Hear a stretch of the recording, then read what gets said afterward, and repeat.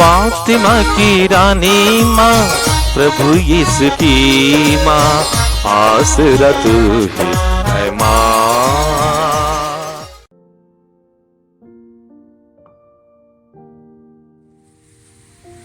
पिता और पुत्र और पवित्र आत्मा के नाम पर आमीन।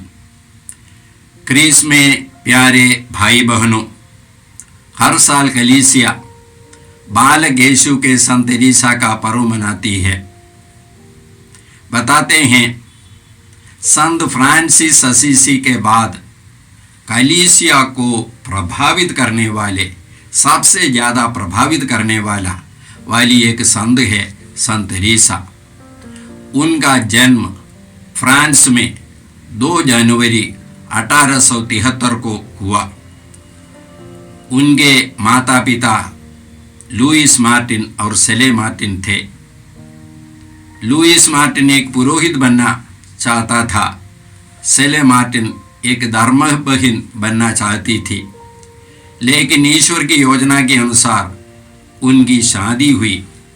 शादी के समय में उन लोगों ने तय किया था कि वे ब्रह्मचर्य का जीवन बिताएंगे। लेकिन उनके पल्ली पुरोहित ने उनसे कहा, शादी का एक लक्ष्य है संतान उत्पन्न करना। तब उन लोगों ने तय किया, जो संतान प्रभु हम लोगों को देंगे उनको हम लोग प्रभु को समर्पित करेंगे। उनको 9 बच्चे हुए। उसमें 4 बच्चे बचपन में ही मर गए और 5 बच्चे रह गए। ये 5 लड़कियां थी और ये 5 लड़कियां धर्मबहीन बनने के लिए वे लोग बाद में कॉन्वेंट में चली गई।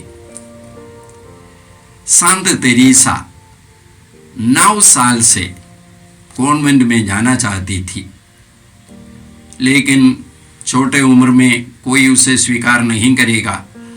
तो इसलिए 15 साल के उम्र में वह संत पापा लियो 13वां के पास जाकर के उससे कॉन्वेंट में प्रवेश करने के लिए अनुमति मांगी।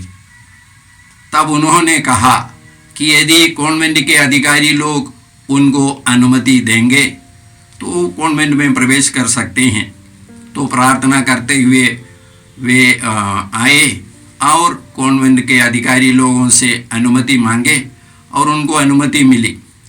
15 साल से वो उनकी भर्ती कॉन्वेंट में हुई और 9.5 साल तक वह कॉन्वेंट में रही। 24 साल के उम्र में उसकी मृत्यु हुई। संत पापा संत योहन पौलुस द्वितीय ने उसको कलीसिया के डॉक्टर आचार्य के रूप की उपाधि दी। ये उपाधि उसको इसीलिए मिली, उन्होंने अपनी आत्मकथा स्टोरी ऑफ ए सोल बोल करके ये किताब आत्मकथा लिखी है। ये आत्मकथा में उन्होंने लघु मार्ग, लिटिल वे माने सैंक्टिटी के लिए, पवित्रता के लिए, पवित्र जीवन बिताने के लिए एक रास्ता, एक मार्ग बताया, जिसको उन्होंने कहा लिटिल वे, लघु मार्ग। उसके बारे में मैं कुछ बताना चाहता हूँ। इसके पहले उनका एक दूसरा नाम था लिटिल फ्लावर। ये कैसे उन्होंने लिया? तो उनका एक भावना था कि ये पूरे संसार एक वाटिका है, एक बगीचा। इस बगीचा में कई प्रकार का फूल है। बड़ा फूल है, बहुत सुंदर फूल है, छोटा फूल है। उसने कहा, मैं ये बड़ा फूल बनने के लिए योग्य नहीं हूँ, मैं इतना सुंदर फूल बनने के लिए योग्य नहीं हूँ, लेकिन मैं छोटा फूल बन सकती हूँ। और उसने अपने को वो छोटा फूल समझा। ये रोशनी या ये इंस्पिरेशन उनको कहाँ से मिली? हम लोग संत मत्ती के सुसमाचार के 18वां अध्याय में पढ़ते हैं। एक बार शिष्य लोगों ने यीशु से पूछा, स्वर्ग राज्य में सबसे बड़ा कौन है? तो यीशु ने एक छोटे बालक को उनके सामने खड़ा करके कहा, जो इस बालक के समान बनेगा वह ही स्वर्ग राज्य में सबसे बड़ा है। और उसके बाद यीशु ने क्या कहा, जो अपने को छोटा बनाता है वह बड़ा बनाया जाएगा, जो अपने को बड़ा बनाता है वह छोटा बनाया जाएगा। ये बड़ा बनाना, ये छोटा बनाना ईश्वर करते हैं। और उसने इसके बारे में सोचा, संत रीसा ने इसके बारे में सोचा, मनन चिंतन किया और उनको एक दूसरी रोशनी, प्रकाशना, रेवलेशन मिली।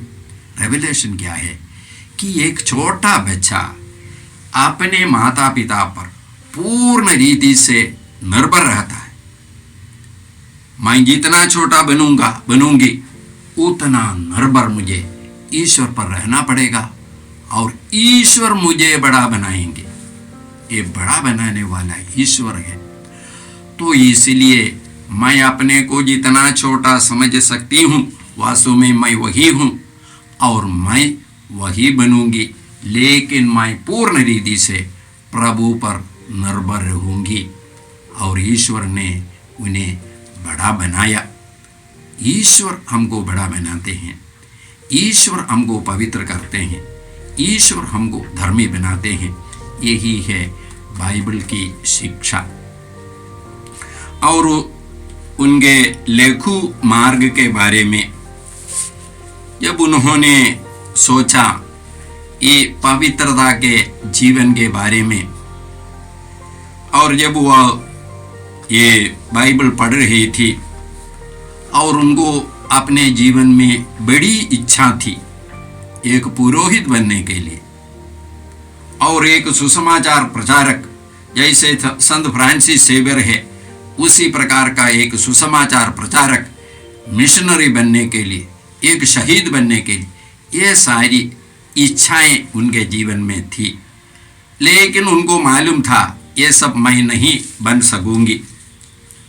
जब वह बाइबल पढ़ रही थी तब उन्होंने कुरिन्थियों के नाम पौलुस का पत्र, पहला पत्र के 12वां अध्याय पढ़ा और उसमें उसने एक दृष्टांत देखा। पौलुस एक शरीर के बारे में बोलते हैं। ये कलीसिया एक शरीर है और इस शरीर का शीर्ष यीशु है और इस शरीर में कई अंग है। ये हर एक अंग हम लोग है।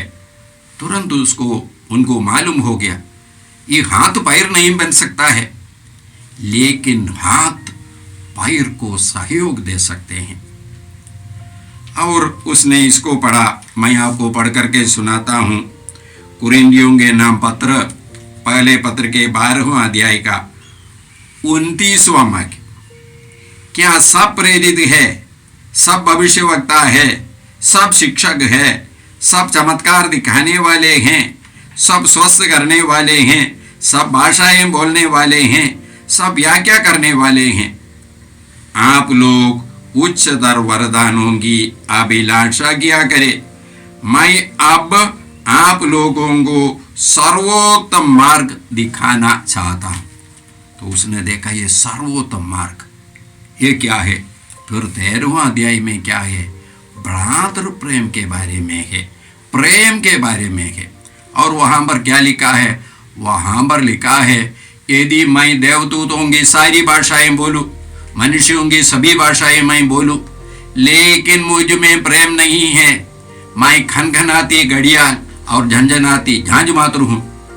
मुझे भविष्यवाणी का वरदान हो, मैं सब रहस्य जानता हूं और मेरा विश्वास इतना दृढ़ है, मैं पहाड़ को भी उखाड़ सकता हूं, समुद्र में गिरा सकता हूं, लेकिन मुझ में प्रेम नहीं है, मैं कुछ नहीं हूं।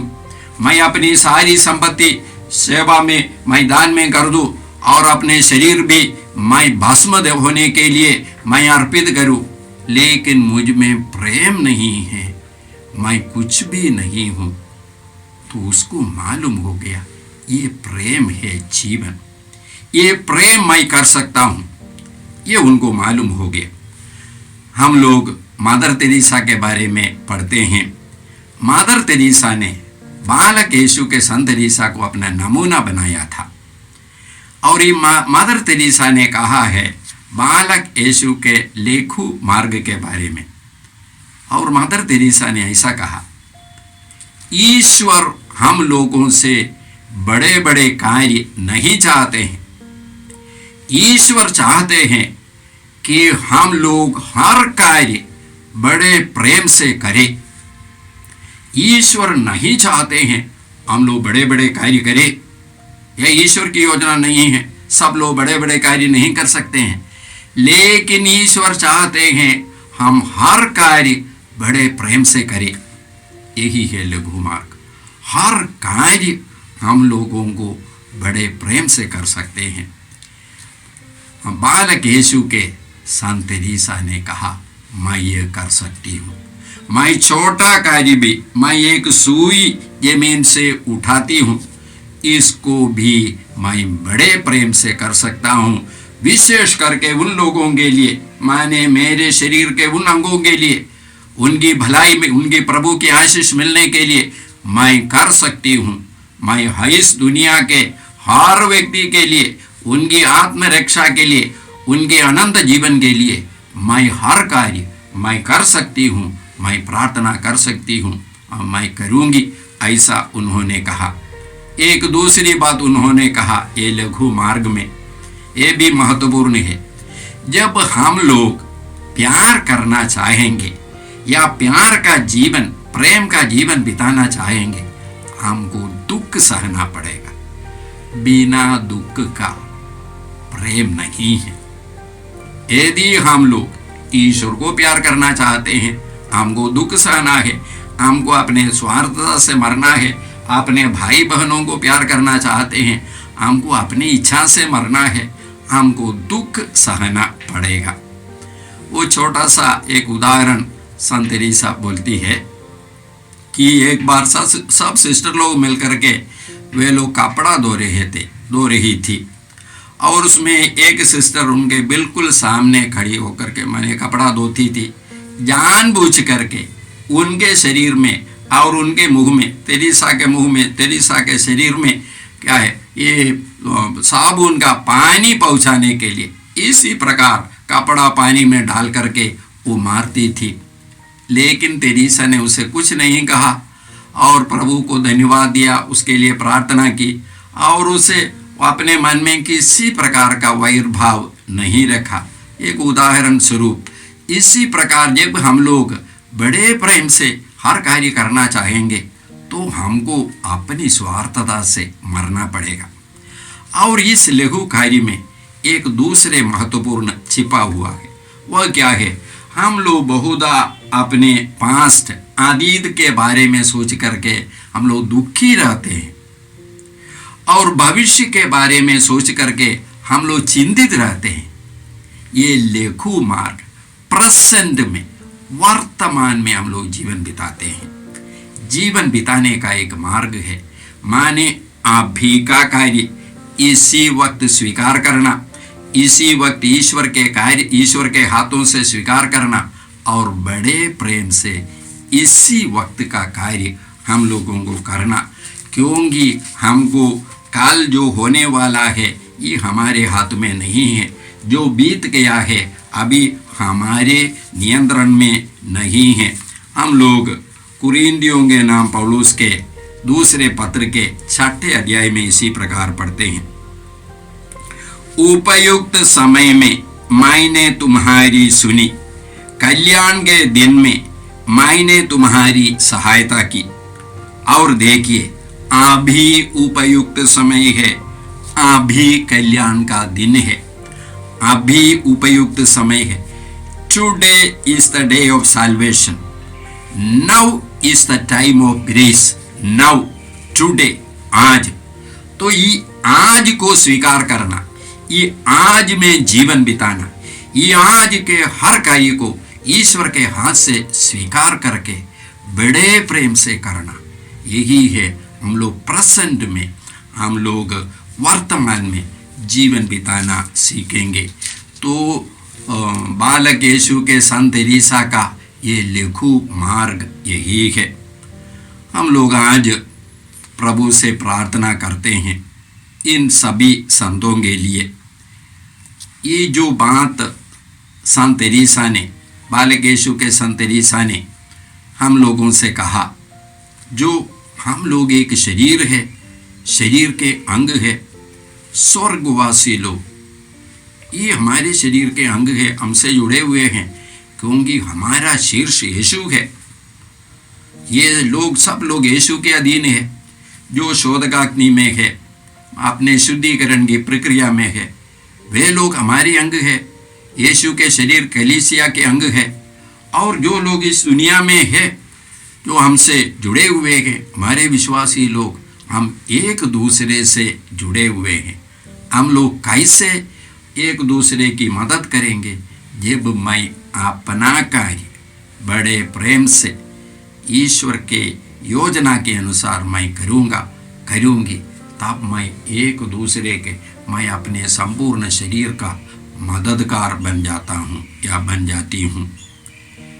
संत लोग बोलते हैं, मैंने अपने अनुभव के आधार पर, जब हम लोग मिस्सा बलिदान में आते हैं, ये मिस्सा बलिदान में सभी स्वर्गवासी लोग उपस्थित है, माता मरियम उपस्थित है।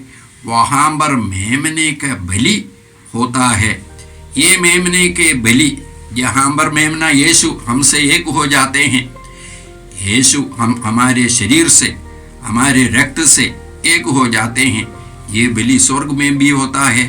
और यहाँ पर हम संस्कार के द्वारा इसमें हम लोग सहभागी बनते हैं। वहाँ पर सभी संत लोग उपस्थित है। वहाँ पर शोधकाग्नि के आत्माएं आते हैं, वे लोग हमसे प्रार्थनाएं मांगते हुए आते हैं। और उसी प्रकार इस दुनिया में रहने वाले सभी लोग उसमें शामिल है, क्योंकि हम एक शरीर के अंग है। ये एक शरीर के अंग, जब हम लोग इसको हम लोग हमारे मन में हम लोग याद करेंगे, ये विश्वास के साथ, विशेष करके हम लोग मिस्सा बलिदान में सब भाग लेते हैं, हम लोग याद करेंगे, हम लोग एक दूसरे के लिए प्रार्थना करेंगे। हर व्यक्ति की विशेष करके, जैसे संत बालक यीशु के संत एलीसा ने कहा, उनकी आत्मा की मुक्ति के लिए, उनके अनंत जीवन के लिए हमको विशेष करके प्रार्थना करना है, करने का मौका है। इस विशेष करके ये मिस्सा बलिदान, बालक यीशु के संत एलीसा अपने मृत्यु के पहले उन्होंने कहा, मेरा कार्य इस दुनिया में समाप्त नहीं हुआ। जब मैं स्वर्ग में जाऊंगी, इससे ज्यादा कार्य मैं करूंगा, ये दुनिया के लिए मैं करूंगी, क्योंकि मैं यहाँ पर इस दुनिया में जब मैं रहती थी, मैंने प्रभु की इच्छा की पूर्ति की। अभी प्रभु स्वर्ग में मैं अपनी इच्छा प्रभु के सामने मैं रखूंगी, तब प्रभु मेरी इच्छा पूरी करेंगे। मैं यहाँ पर लोगों की मुक्ति के लिए मैं प्रार्थना करती रहूँगी। तो आज हम लोग प्रभु को धन्यवाद देते हैं इस महान संत के लिए। हम मिलकर के प्रार्थना करें। हे परमपिता ईश्वर, बालक यीशु के संत एलीसा के लिए हम लोग धन्यवाद देते हैं। उनके लेखु मार्ग के लिए हम लोग धन्यवाद देते हैं। उनके समान जीवन के हर घटना को हे पिता ईश्वर तेरे हाथों से बड़े प्रेम से विश्वास के साथ स्वीकार करके और उसको तेरी योजना के अनुसार करने के लिए हम सबों को कृपा दीजिए। ये प्रार्थना हम करते हैं प्रभु क्रिस्त के द्वारा, आमीन।